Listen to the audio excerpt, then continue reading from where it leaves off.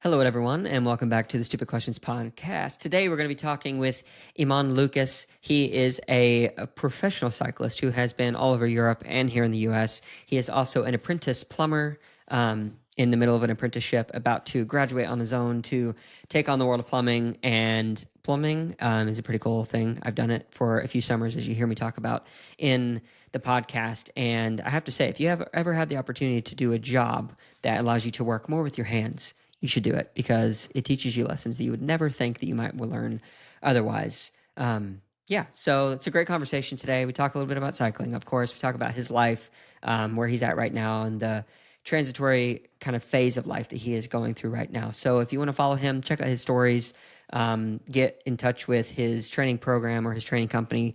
I'll make sure to link all that in the show notes. So I think it's Eamon Lucas Training Systems is what it's called.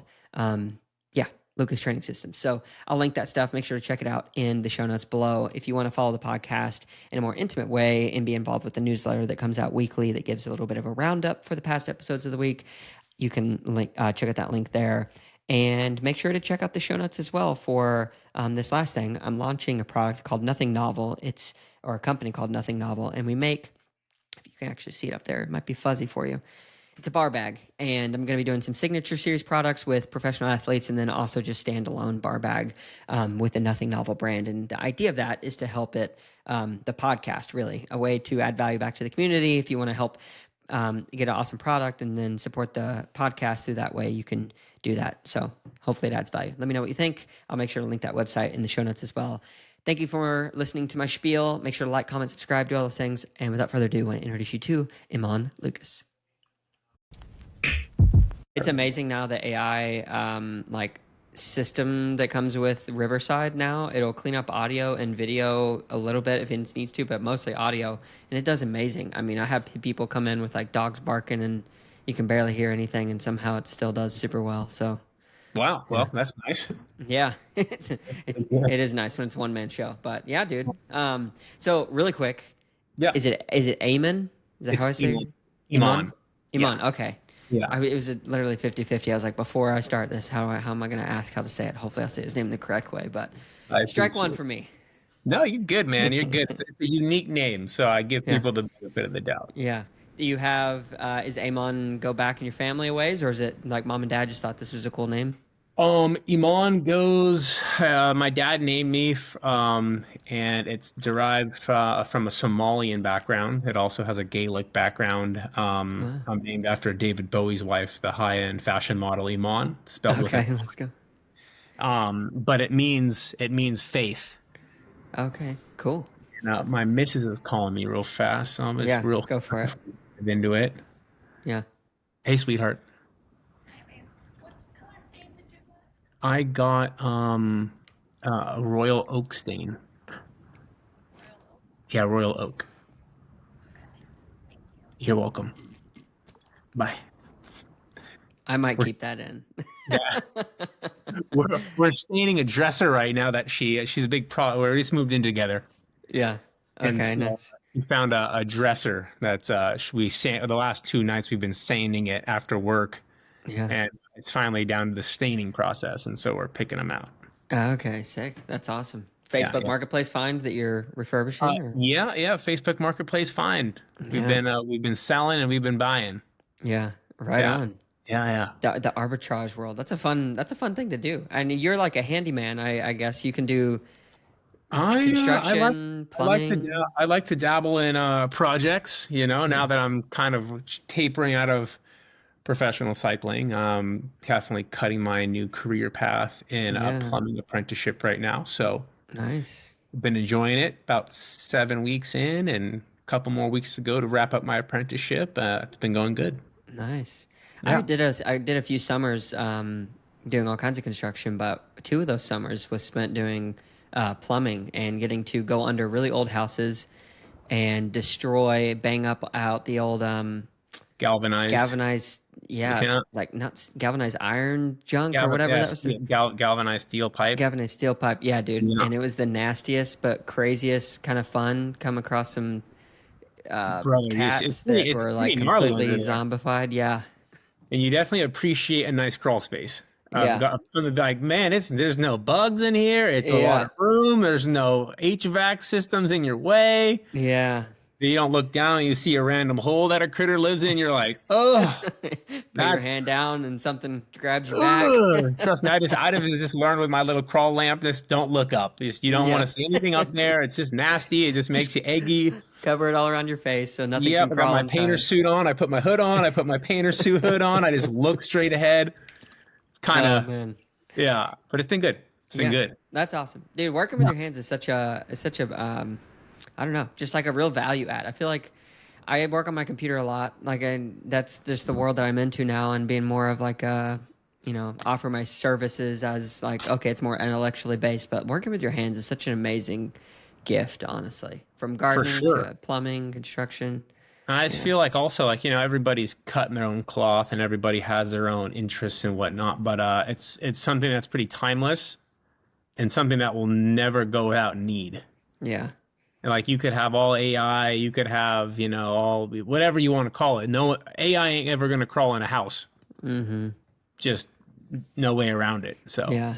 That's yeah, awesome. it's been good to get the opportunity, and I'm really Yeah. enjoying it. Yeah. Right on, man. Well, first off, just want to say thank you so much for coming on, making the time. I'm glad we were able to make it work. It's funny. I had Luke Fetzer on first and Yep. Lucas Burgoyne, and Yep. you also have the name Lucas in your name. So I feel like now we've got the trifecta. We've had all the people on.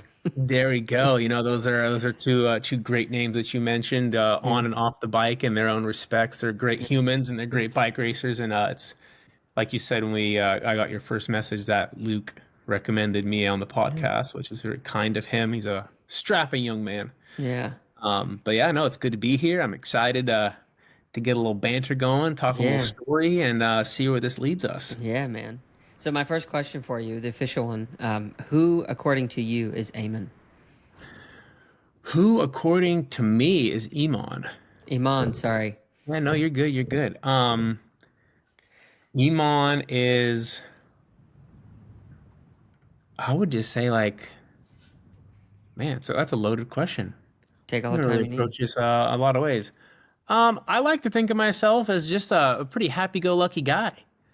I have a lot of passion that spreads across a wide diversity of hobbies and things to do.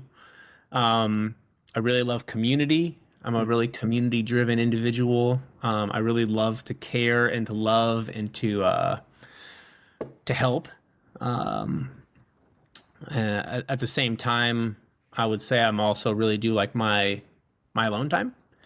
It doesn't happen often where I get the feeling to be alone or to be reclusive in a way, but when I get the feeling, I really enjoy just being with myself, which is Mm. a hard skill to acquire, I think, No phone, out of service with a fishing pole all day long, Mm. catching fish and just being with Eamon. I really enjoy Eamon in those moments. Um, I'm a creative. I love to take pictures. I love to, create, like I said, plumbing and, working with my hands and watching something come from nothing to something. I appreciate a lot of beauty and nature. Yeah, that's, in a nutshell, I'm a surfer. I love the ocean. Uh, I love, yeah, hot sunny days. I love stormy weather. I love, foggy mornings. I love watching the sun come through trees on my commute down to Mm. Monterey from Santa Cruz. Yeah, I love it all, man. I would just say Eamon is a very just stoked, caring, excited, optimistic person. Mm. Yeah, that's me. How old are you? I just turned 33. That's Crazy. right. A October. couple weeks ago. Yeah, Yeah, October. freshly 33 years old. Yeah, same. I turned 33 in September. Right on. Yeah. Happy belated birthday. You as well. Thank you very Thank much. you. I appreciate it. So, at 33, do you think at what point of your life and how long did it take you, or what did it take for you to get to a place where you realized, like, oh, I need alone time? Because you strike me as an extroverted-ish person, but maybe not. Yeah, no, I would definitely say I'm an extrovert. I wouldn't say I'm too introverted or reclusive. But I would say, yeah, to be an extrovert, it takes energy. Mm-hmm. Like there's no way around like having to put yourself out to be to be not extra, but there and present. So yeah, the social battery definitely is, as I've gotten older, I've learned how to control it and how to manage it and to tone it down in certain situations and to tone it up in certain situations. But yeah, it can't always be flat out. You can't always be full gas. You have to have a little bit of a moment where you could just shut up and sit down and just switch it off. Yeah. I would say probably in my later 20s, I really started to enjoy it, where I was starting to find success in my career in cycling, and I didn't have to fight as hard. I'd already, won some races, and I've signed some contracts, and I've, done a few things, and I felt personally I could take a break. I could take a breath. I wouldn't say a break, because once you get to that level, you don't take a break. You work harder, but Yeah. you've cut a good enough groove where you could switch it off, and you know the template you have to run, and you can be a bit calmer. Yeah, That's so a good answer. that's kind of my answer in regards to the aloneness and how that kind of developed. Yeah. But when I do want it, I don't really want it often, but I do like it. Yeah. How often do you think do you like it? Or what circumstances come often? apart that bring that Um, desire? I really find a lot of my moments of quote therapeutic moments in the ocean surfing. And usually you try to find the most empty best way if you can. Unless, it's in a group chat, the swell's going to be pumping and the boys are like, it's firing. Like, where are we surfing tomorrow? But usually, people are working, people have families, people have obligations, and you're just like, I got a quick hour and a half. Like, where can I find a little moment for myself? And yeah, like I said, I'm a big community guy, so I make an effort to be present in the community, especially in the surf world. That's a really big respect issue. So, you see hi to the uncles, you talk out there, but you don't really have a lot of conversation.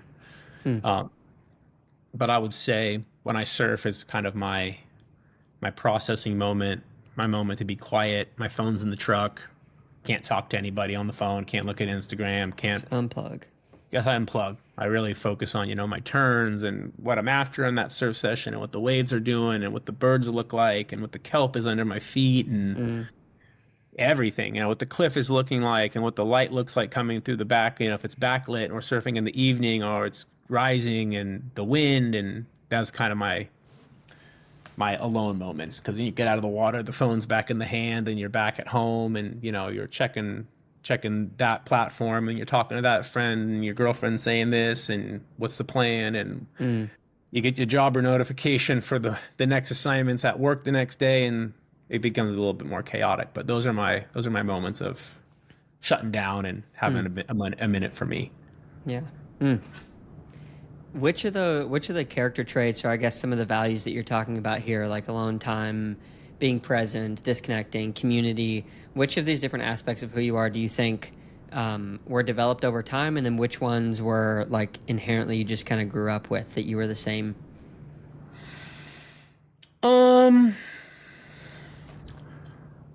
Yeah, I don't know. I haven't really thought about it like that, but I would say what comes natural to me and what I felt, what I've seen growing up from my parents and my family and things of that sort. I grew up in a pretty small town in Pacific Grove, California, just on the other side of the peninsula from Santa Cruz. Beautiful. And, I'm fourth generation from that town. And so I just kind of grew up in a town where everybody already knew our family. Everyone had stories of my dad. Everybody went to high school with my dad, and all the uncles. It was a very just tight knit. And then being in the surf community in an even tighter knit scene in a local town. Also growing up, being in the fishing community, just that was like a thing of that was always there, of just being in the scene. And being able to manage the scene that was oh, got Alexa chiming in for our evening unwind routine. Hey Alexa, please shut off. Thank you. Back to the podcast. But yeah, so that comes natural to me. That comes easy to me.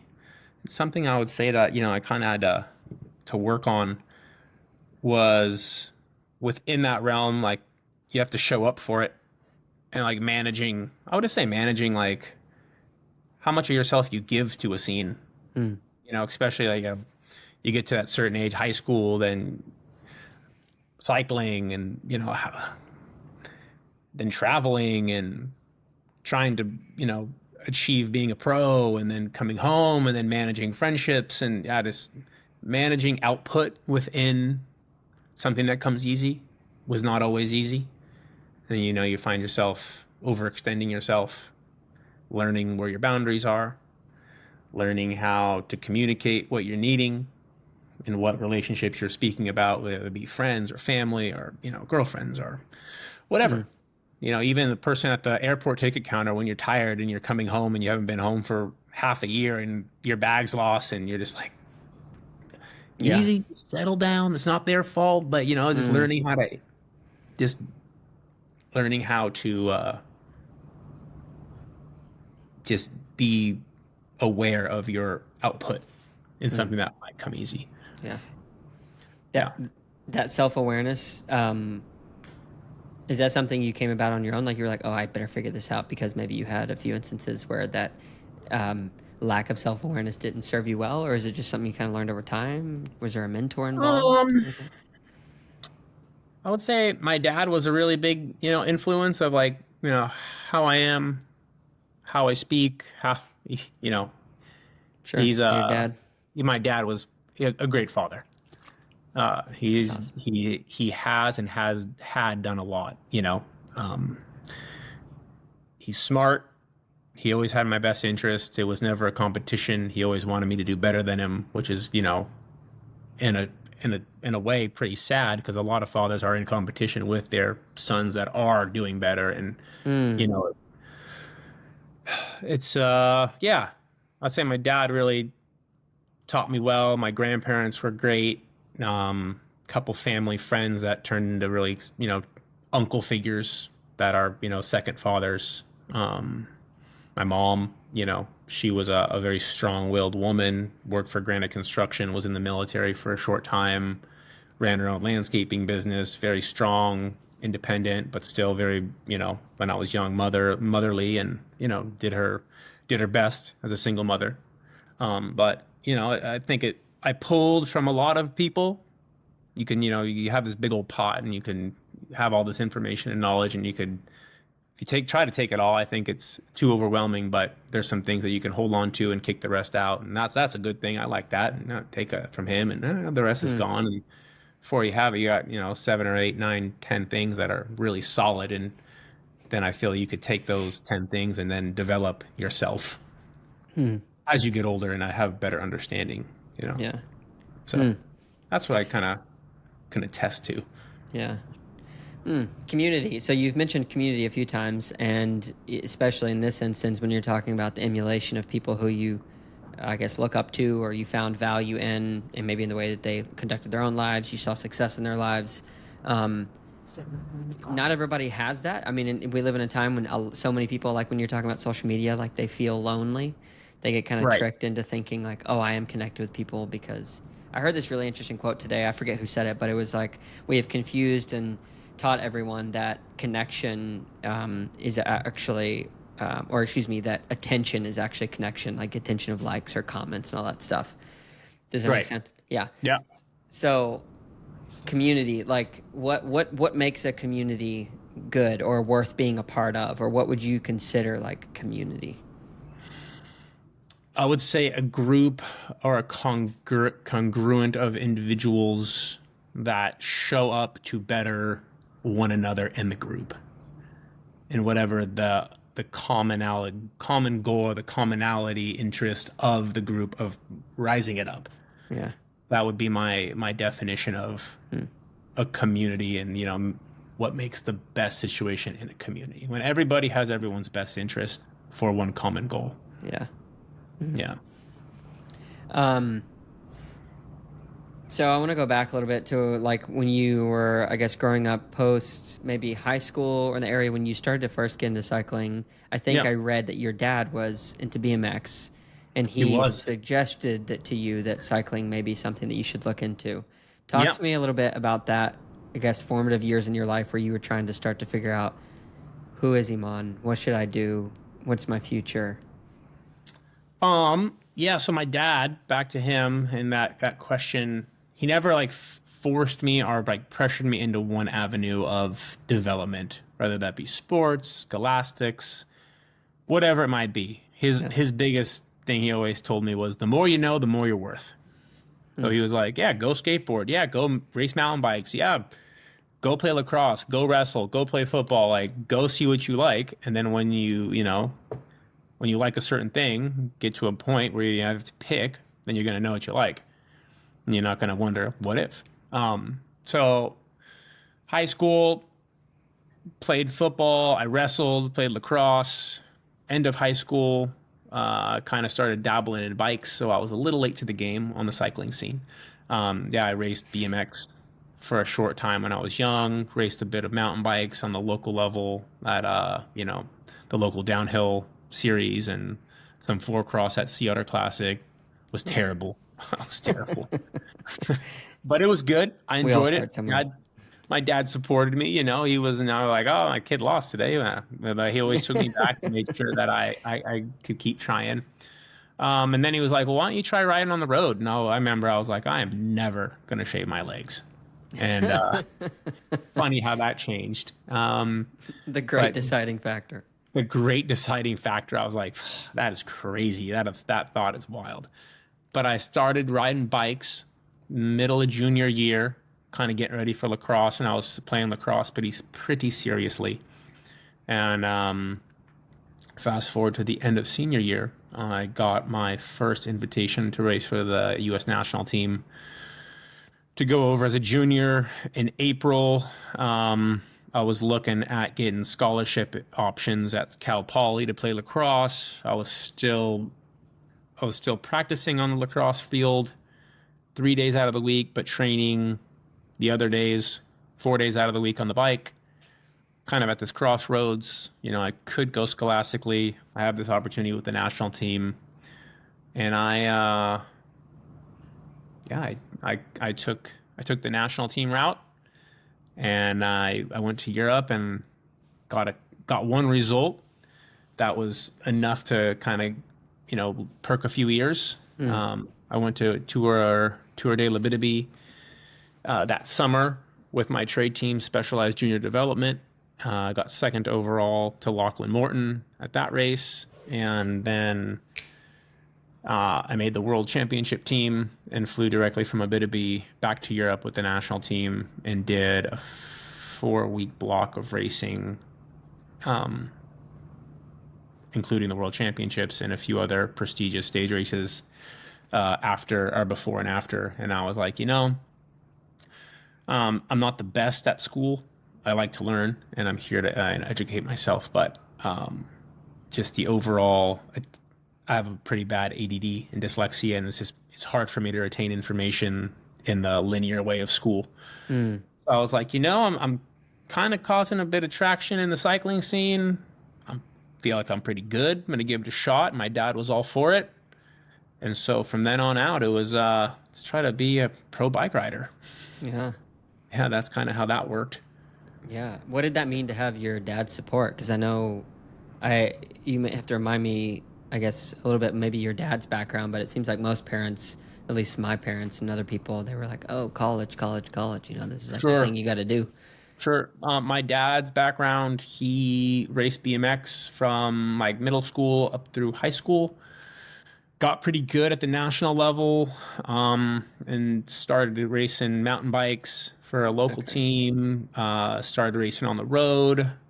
And then one day he was hit by a car on Highway 68 down in Salinas, was in a coma for 6 days, and at Santa Clara Valley Med for 2 months recovering.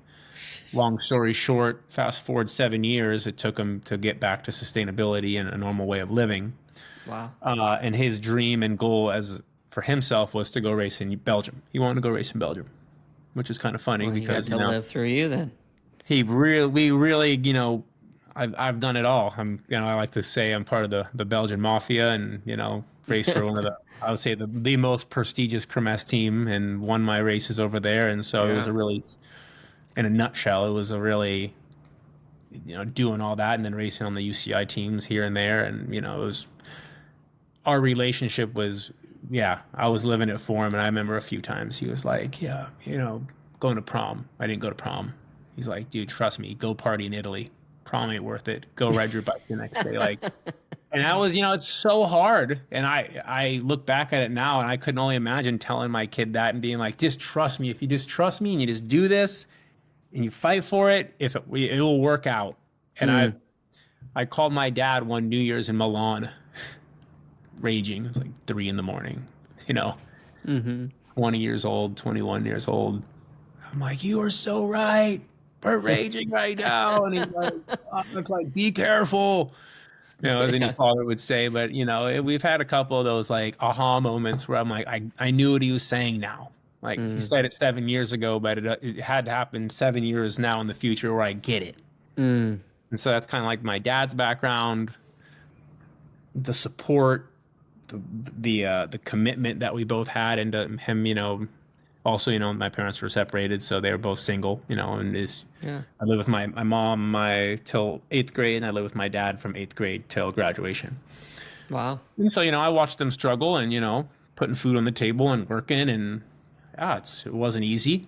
So I took a village, still is taking a village. The village never goes anywhere. It just changes form and shape throughout your Mm. years.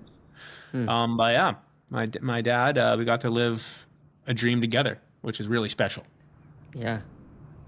So So that, as sad as it is to say, like that's not a super common occurrence anymore. Like sons who can look to their fathers and one say that they were there, but two say that they were good fathers. I would say I don't know what the percentage are, but the more people I've talked to and have inquired about that particular relationship, especially young men, it seems to be an ever eroding piece of just society. So I'm right, wondering, as you did have that, and like you can talk about your father in a positive light, not to say that he didn't probably make mistakes, and likewise for you, both way sure, back and forth. sure. How did that? Did you have any influence, or did you have any conversation with, I guess, the other people who you met in your circles who maybe didn't have that, and you could see them like struggling to figure out how to have that relationship? Or I guess I'm just trying to inquire like how that affected your perspective whenever you came to these sections of your relationships with friends where like maybe they were struggling with their father. You know, s- I became close with a few people throughout my journey, but I think it's realistically impossible to become close with everybody you encounter, especially, Mm-hmm. you find yourself going on the same trips when you're a junior, and then you make the national team as a U23, and some guys trickle away and some guys stay, and you become even closer, and then you're really chasing this dream day in and day out, month in, year in and year out with these guys, and you get to know them more. So I would say with the people that I did get to go and be intimate with as teammates and learn about their lives, and directors that were once, you were just you've heard about them, but now you're talking, you're driving to Germany and you got a 10-hour drive, and you've known them for 4 years and they've known your development. You're turning into a young man, and Mm. you stop having conversations about, yeah, random teenager things, and you're becoming, you're asking about marriage and taxes, and what about this, or what do you think about that life choice, or Mm. you get to know people differently, and you get to learn about their upbringings and their connections with their families and their fathers and their brothers and their sisters, and they might have a falling out or whatnot. But yeah, um yeah, I learned that, I would say it's 50-50 with the group that I can recall that had a really solid foundation with their family, and others that were like, like, they help me, like I'm still a kid, like, but they're not like stoked I'm here, or they always want me to have a backup plan, or Right. my a family member a parent is deceased, or it's a sore subject, or I didn't feel comfortable continuing down the road in that discussion. So yeah, it's like you said, it's a social erosion that you see in today's society. So I definitely I count myself blessed to have those formative years of having such a Hmm. strong and sweet and rigid man in my life. Mm. I could definitely see a lot of my father's characteristics as I, start to get into my middle-aged years, Hmm. with a little twist of Eamon, of course. Yeah. I like, I like incorporating my own being in my thoughts and Mm. doings, but as a man, I can definitely see a lot of my father in me. Yeah. So, I would imagine he's pretty proud of you. yeah, there's time for time. I don't really have to look for the gratification anymore, but there's been times I'm like, hey, like, am I doing you proud? You proud of what you're seeing? Like, and I've Mm. had my own faults, along my journey of growing up. So yeah, he's been, I wish you would have done something that a little different, or I wish you would have, acted a little better there. Or damn, that was pretty impressive. Yeah. Pretty good kid. Good job. So yeah, Hmm. we've had our ups and downs, but all in all, yeah, I could say he's pretty proud. Yeah.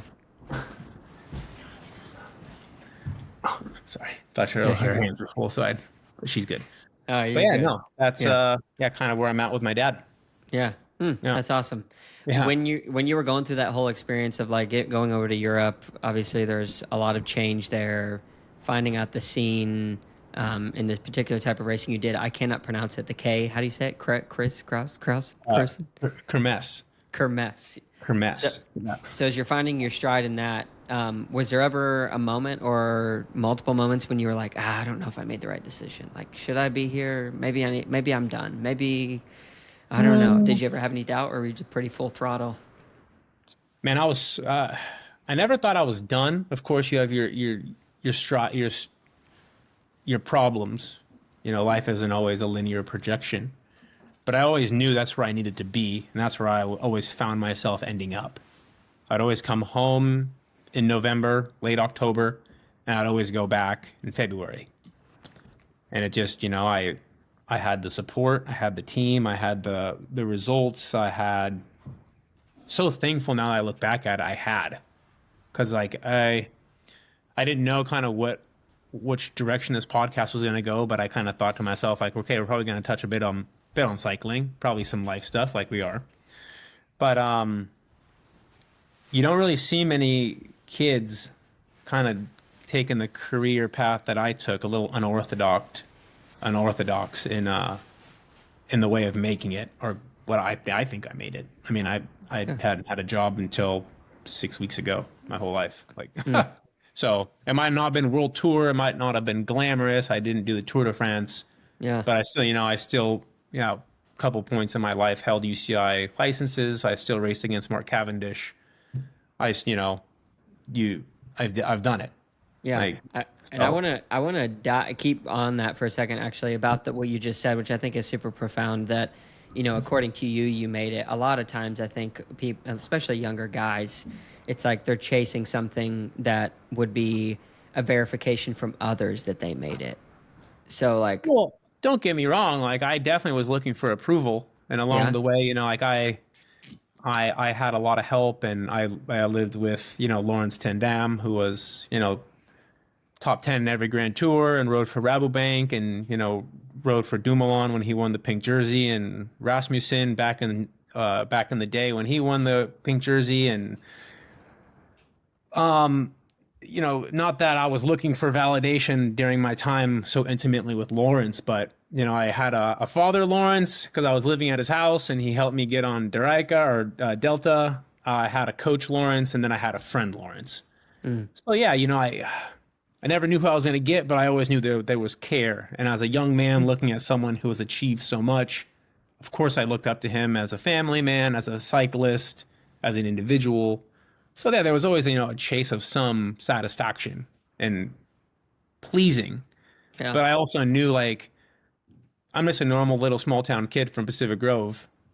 Like, what do I have to offer to Lawrence? Like, he's financially set. He has his own family. He has a friend group. He's established. Like, he has a company. Like, and like what I found is like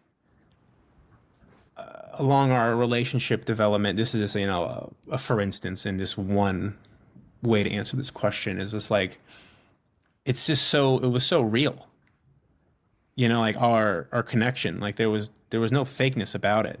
Like he still calls me son number three. Mm. Like, and he's still Papa Lau to me. Like so many people want Lawrence for, you know, a Connections, promotion money. of a brand, Yeah. or, an endorsement deal, or whatever it might be. Not everybody, but he has a platform. He has a lot to offer. Mm-hmm. But I just love Lawrence because he freaking wanted to help me. Mm. You know, he just really is open to. He built out his whole man cave just so that I could live there. Like that was Wow. the origination of like the man cave being built out. And I met him when he moved to Santa Cruz in 2015, and I just told him I was out training. I train with him every day. Every Mm. day. I remember so many days with Lawrence. And I was just like, I'm just trying to make it. Like I'm just trying to live this dream. I'm just trying to chase this dream. And he was like, well, we'll keep in touch, and we'll keep training together, and we'll see what happens. And if things go in the right direction, I'll open my mouth, and things went in the right direction, and He opened his mouth the and his the, heart. the rest is history. So yeah, it's just yeah, to answer that question, kind of went off topic a little bit. Sorry. No, no, Bit no, of a no. tangent, but yeah, no, it's pleasing people, and living up to that, yeah, for sure. But Yeah. in the beginning, I feel like I'm pretty happy-go-lucky and just bring a lot of originality to Mm-hmm. a conversation and a relationship across the board. Yeah. And I think that's pretty hard to find. And I'm grateful for the people that see that in me, and then Mm-hmm. it just transpires or develops into what it's supposed to be. Yeah. Mm.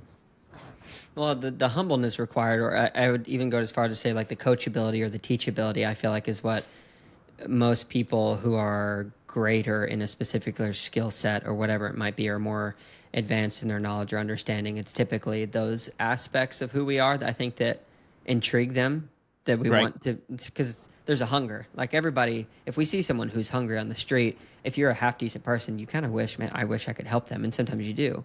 So I feel like Cool. it's similar for our mental faculties. If you see somebody who's hungry or thirsting for something, like there's nothing that excites me more than like a younger guy or girl who's really wanting to get into business and be an entrepreneur, but they have no idea what they're doing. But then they're just like absorbing everything you say with a sponge. Like that's Sure. fun because that's like part of legacy, right? You get to give something to Right. someone else that they can For carry sure.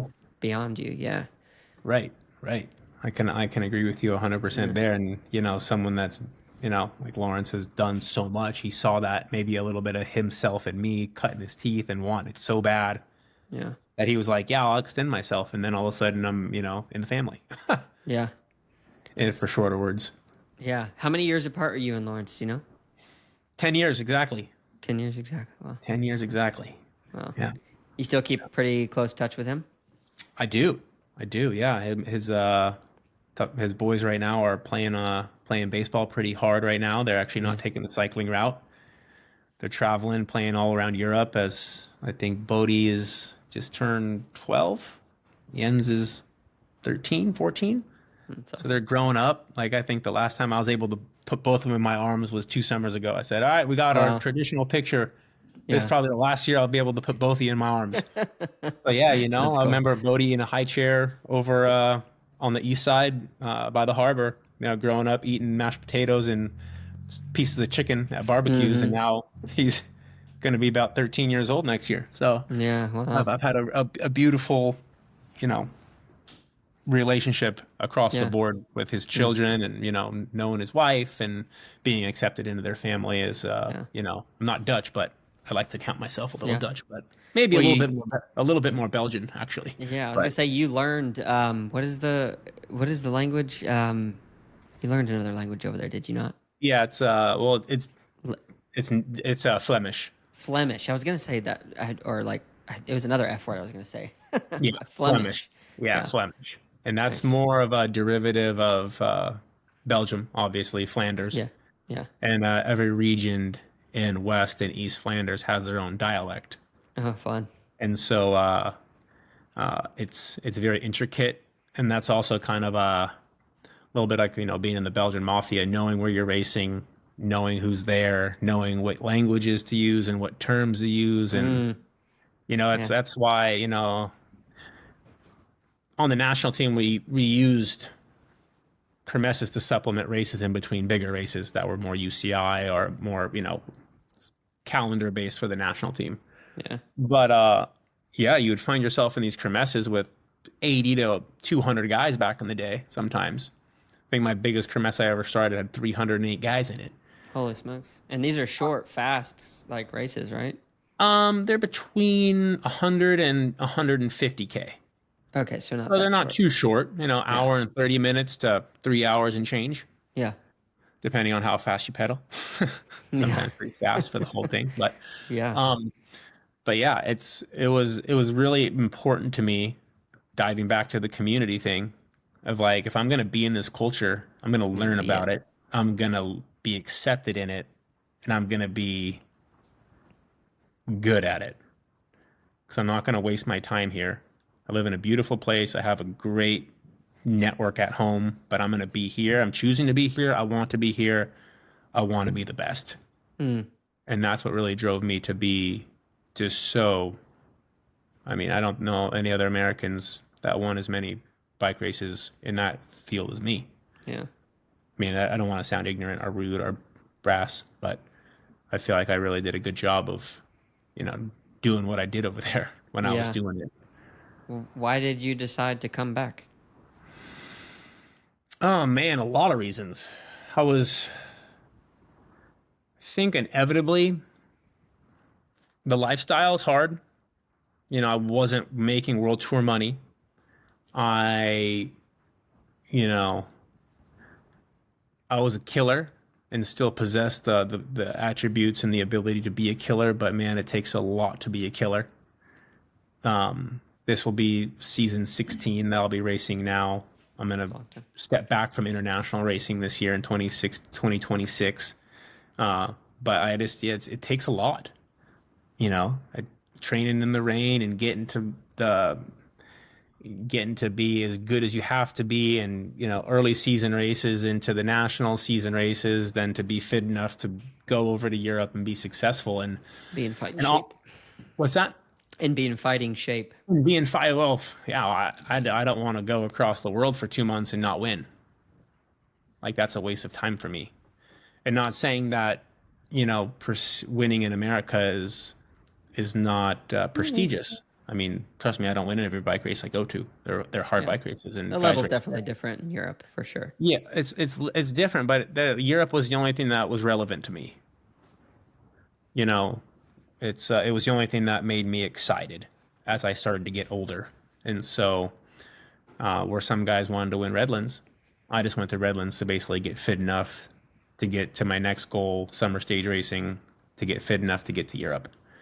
And I just didn't want to play the game anymore to do that. And, I have a fantastic partner. Like I said earlier, we just moved in together. Talking about, I'm 33 now. I can't do it forever. I want to be, I want to be there for her. I want to be, at home. I missed a lot of my formative years just chasing this dream so relentless, and nothing got in the way. I family, friends, everything didn't matter to me. Like, thankfully, I had such a supportive friends and family group that wanted me to be there, so I felt good enough being there. But now, I'm getting a little older, and I've achieved what I wanted to achieve. I feel complete. I feel good. Feel happy. Cherish got to come over this last summer in 2025 and see me kind of finish out my last international block, and that was really precious and special for me. And instead of us hearing stories and pictures, she got to really live it. I think Yeah. I raced 6 times in 7 days. Wow. Wow. So yeah, like, we raced every day that last week. And then we went down to Zurich and had like 3 days off, and then we raced again. Like, Yeah. raced 7 times in 9 days. Wow. So yeah, I mean, inevitably, I'm ready to be home. I'm ready to have a different shift in my life. Yeah. Feel Seasons accomplished. changing. Seasons are changing, and that's a good thing. I'm excited about it. Yeah. I'm happy that I got to go out the way I wanted to go out, and not with an injury, or not with a contract renewal, or not with an opportunity and being, jaded and upset and mad. And no, like, I've gotten so much help, and I've I feel incredibly blessed to, not be, I wasn't world tour, but like I said, I was living the dream, man. I Yeah. was riding my bike every day, Yeah. making it Mm. happen. What percentage of the cycling community, or even you could probably even open up to like the endurance sport community, can say that they're changing the season with kind of walking away with like, oh, I ended how I wanted to. It seems pretty rare, but I don't Yeah. know that many I people. mean, So I think that's a personal question for everybody involved. Because me walking away versus Steve from down the street might be different. Where sure. I feel good about it, if he was in my shoes, he might be like, I'm feeling a little loose ended. That wasn't exactly how I wanted it. Mm. But I would say probably as an endurance athlete, walking away feeling complete. Because you're never really complete, man. Like you chase some Yeah. demons on the bike during runs, swimming, Mm. whatever you're doing at an elite level. You're chasing demons. I don't care if you say you don't, you're lying. You chasing them or are they chasing you? Both. Both. Goes it's a two-way street when it comes to it, man. Some days you're not chasing anything and you're not being chased, but other days you're being chased and Mm. other days you're doing the chasing. Yeah. Depends on what's going on in your life, what you're needing to achieve, how tired you are, how fresh you are, how many results you have that year. It's all different. It's all different. Mm. But exiting the sport as an endurance athlete and an elite level endurance athlete, I would say just feeling complete Yeah. is a win across the Yeah. board for Yeah, anyone to for sure. say. Yeah. Yeah. So I Yeah. felt feeling complete. Yeah. That's a blessing, man. I haven't talked to a ton of people who have ended their career, but one thing I have heard is kind of a through line, especially in the triathlon world, is just a lot of these people, or we'll even go as broad to say like Olympians or whatever, just like, oh, you reach this mountain and then it's over. And there are a lot of people who have these identity crises because they were so wrapped up into one thing, they're not even sure how to transfer their own self-perceived value into another sphere of work or just like of being of purpose. It's like, oh, it was always this thing. So like Sure. that's really cool to hear, and I wish everybody could I walk mean away that. with that. Yeah, I mean, trust me, it didn't happen overnight. It's still Yeah. a little bit of an ongoing, not ongoing struggle, but it's now more or less on the back end of my mind.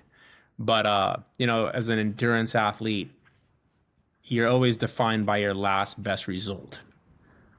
That gives that gave me a lot of like value. Like if I didn't perform well in a training ride that day, I had a lot of problems.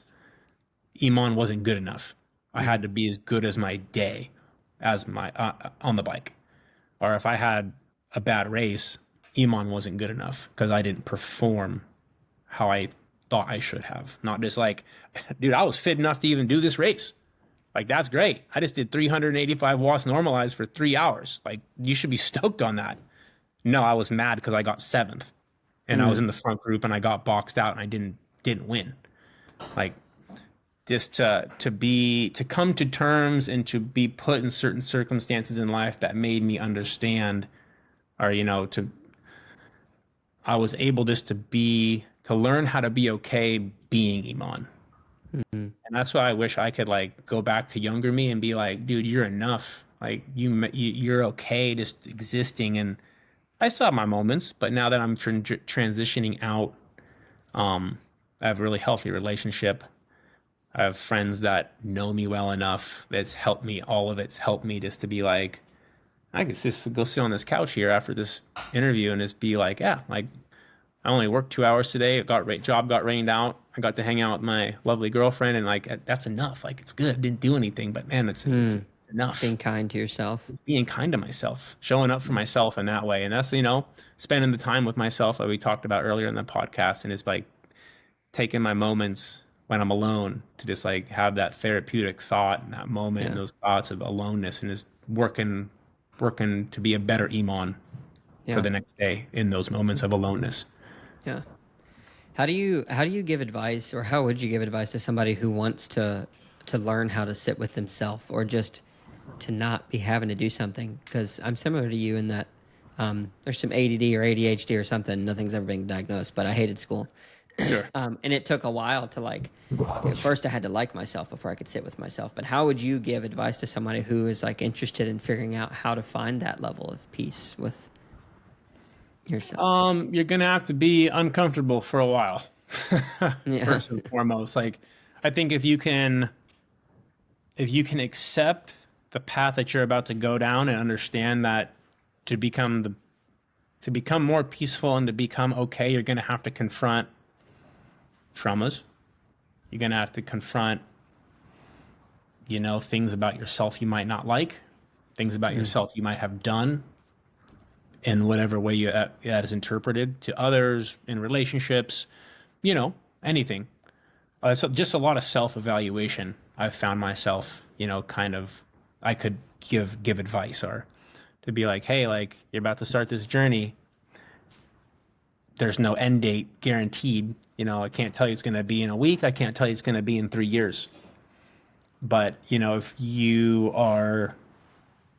put in effort, if you're willing, if you're willing to sit through the uncomfortable moments to become better after those, and then you do it under repetition, you will start to like yourself better. And, like I went through a couple men's groups and some therapy groups and some therapy sessions, and really tried to learn about myself. And I remember leaving those sessions in tears more times than not, and really just being like, wow, like that really kind of rocked me. And I didn't like what I felt, or I liked what I felt, but I'm still working through the thoughts. And as time heals and time gets better, whatever it might be.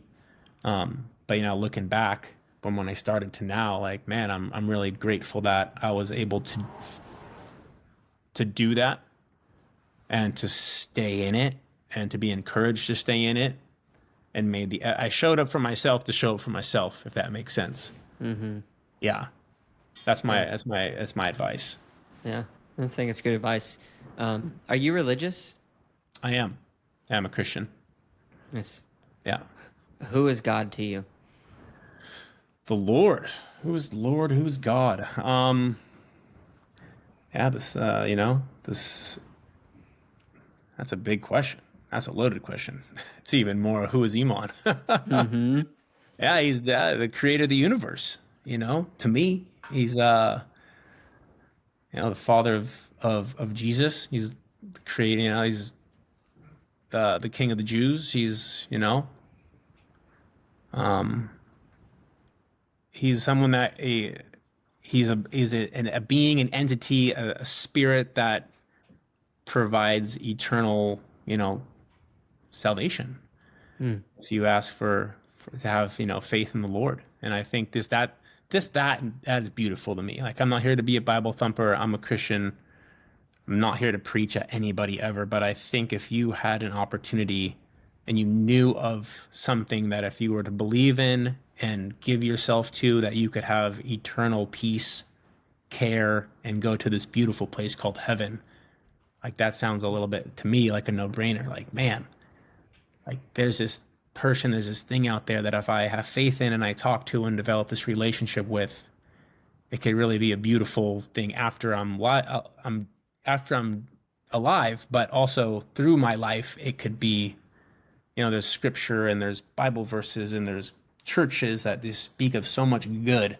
And of course, religion has its taboos.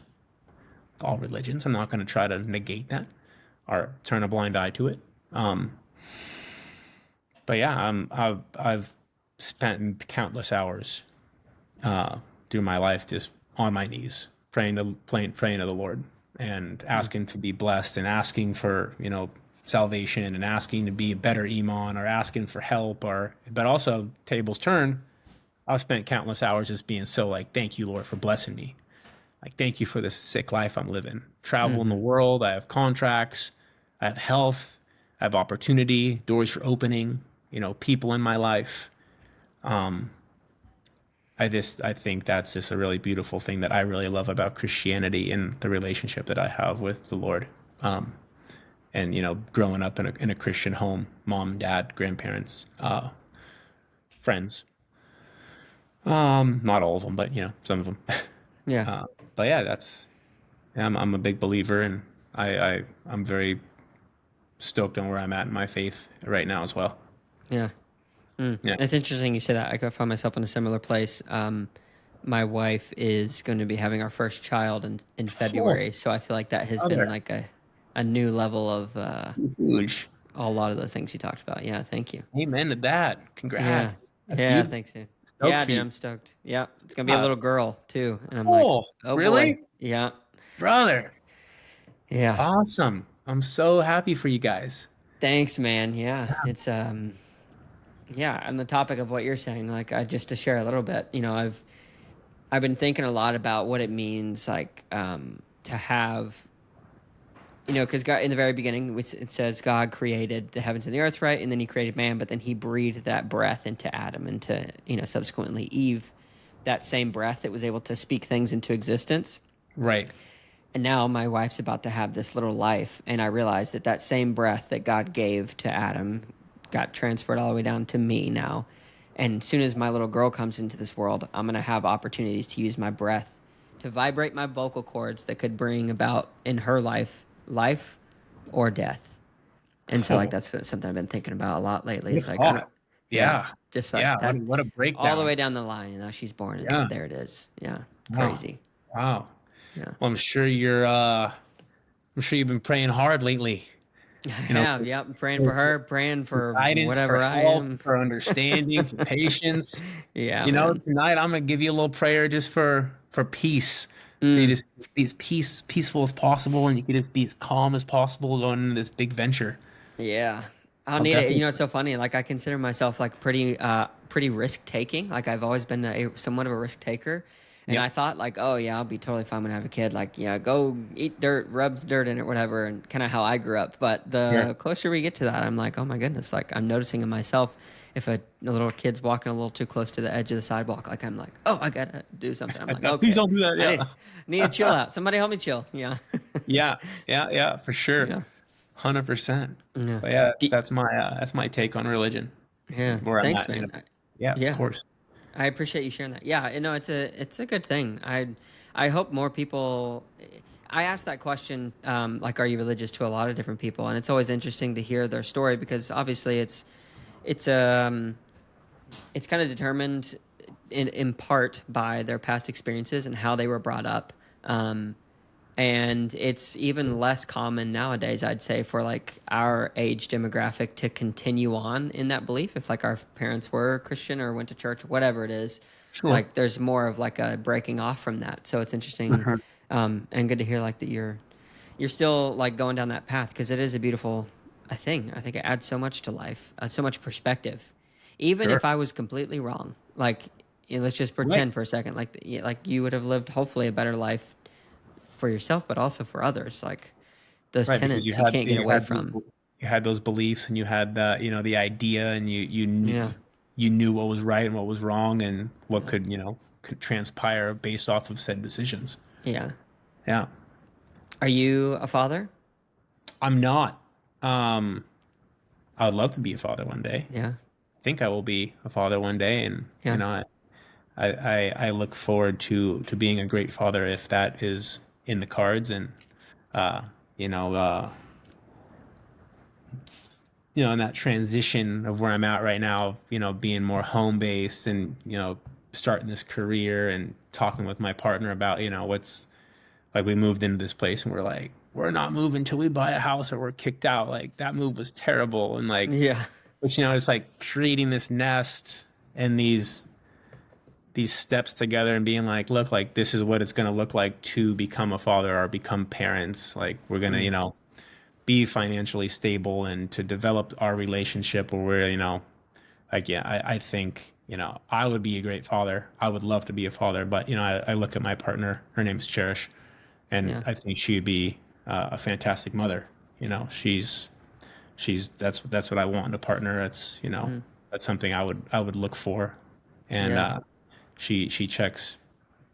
I don't want to say it, because it's a heavy statement. But if something were to happen to me and we did have a child, I would feel 100% Confident. confident that Cherish would be able to hold it down.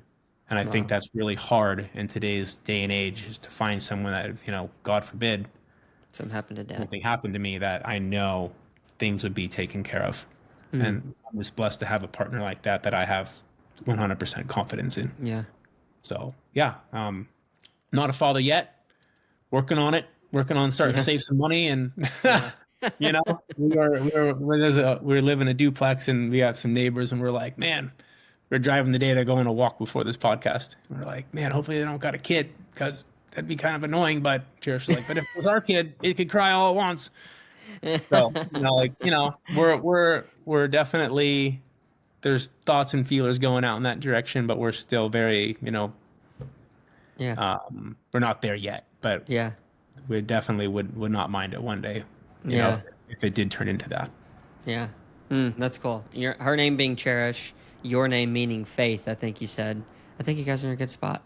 Yeah, I know. I think we're in a good spot, and we're stoked. Yeah. Yeah. Is she over there nearby? She is. Yeah, she's Okay, at nice. the kitchen table, just Nice. tinkering on the phone and hanging out and going. We're, like I said, we're staying in Yeah. the dresser. So I think she was in there tending to the drawers earlier. Nice. And now she's out of the garage and she's hanging out in the house. But yeah, That's awesome. yeah. Is there anything that I haven't asked about in your life that you would want to share about? Um, you Some, know, not entirely. I mean, we could sit and have a whole, chapter by chapter of Iman through his, early 20s to mid 20s to late 20s to early 30s, and could really break it down for you. yeah. And he could have, like, a pretty good discussion. But all in all, like you asked me in the very beginning, who is Iman? We kind of covered that. Covered some stuff about bike racing. I'm actually really glad this wasn't like a whole bike racing podcast. Yeah. 'Cause, like, I've done Anybody can go so look up all many the of those. accolades online. Yeah. Yeah, anyone can go look it up. Like, go Yeah. Google me. Like, it's Yeah. okay. Like, I don't Yeah. need to. Yeah, I'm glad we got to talk about real life. I'm glad we got to talk about present and what's going on in life in general. We got to talk about a little bit about bike racing, which is good, always good. Something that will never be out of my life completely. Sure. Yeah. But no, I think we've covered a great deal of things in our hour and 22 seconds, and I'm stoked on how this kind of turned out and just transpired. Yeah. You're a Uh, very good conversationalist, Iman. well, I appreciate it. I like I said, I like to be engaged, and I like to give the energy as an introvert or an extrovert. And I'm here to have a conversation, so I'm stoked to be given the opportunity to have a conversation. Seth, thank you. Yeah, man. Awesome. Well, thank you for taking the time. In the future, I will say I put this little, not disclaimer, but request. If you do want to come on again in the future, I would love to have you on to dive into some other deep topics and see what's going on in your life. But yeah, I greatly appreciate you taking the time and allowing me to poke around your life a bit to get to understand where you've been, where you're at, where you're going. Yeah, Yeah. it's been an Yeah, honor. no, if there are some, if you sit within the next week and you're like, well, like, what about that part of his life? Or, there, you re-listen to this as you edit it, or you listen to it before you post it, and you're like, oh, that could have been a little tangent, or whatever it might be. Feel free, we could chat it up on the DMs or a text, and For sure. maybe go a little episode 2 or whatever you want to call it. Oh And yeah, round 2. I've got quite a few I'd of them. love I'd love to be back on. Cool. Yeah. Awesome, dude. Well, thank Sick. you. Yeah, you as well. Thank you for the time. And congrats on your pregnancy with your wife and Thanks, your man. baby coming into this world. And I'm stoked. I'm stoked for you. Cool. Great conversation with Eamon. Thank you so much, dude, for coming on. And thank you, listeners, for coming and jumping in with me this evening. I guess it's not evening for you, but it's dark outside. And I like the evening time because, yeah, it makes me feel a little more relaxed in a lot of ways. So hopefully you feel that same thing. Thank you so much, Eamon, for coming on. Thanks for checking out the show notes. Thank you guys for being here, as always. And yeah, I'll actually leave you with this one final thing.